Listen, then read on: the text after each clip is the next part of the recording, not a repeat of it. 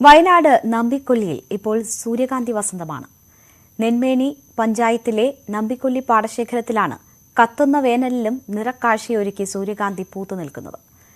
ഈ റിപ്പോർട്ടോടുകൂടി ബുള്ളറ്റിൻ പൂർണ്ണമാകുന്നു. നമസ്കാരം.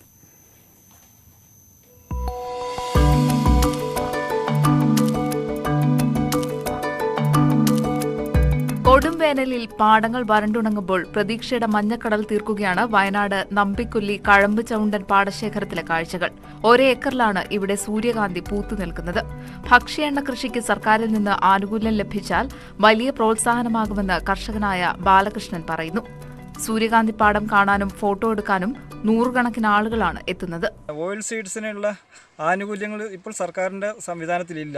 എന്നാലും എന്നെക്കൊണ്ട് കഴിയാവുന്നതെല്ലാം ചെയ്യാമെന്ന് അനുപമ മാഡം എന്നോട് പറയുകയും അതിനനുസരിച്ച് അവരുടെ പൂർണ്ണ സപ്പോർട്ടോടുകൂടി തന്നെയാണ് ഈ കൃഷി ഞാൻ ഈ വർഷം ചെയ്തിട്ടുള്ളത്.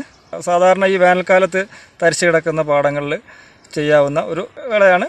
ഒപ്പം തന്നെ കാണുന്നവർക്കൊരു സന്തോഷവും. കഴിഞ്ഞ വർഷവും ബാലകൃഷ്ണൻ സൂര്യകാന്തി കൃഷി ചെയ്തിരുന്നു.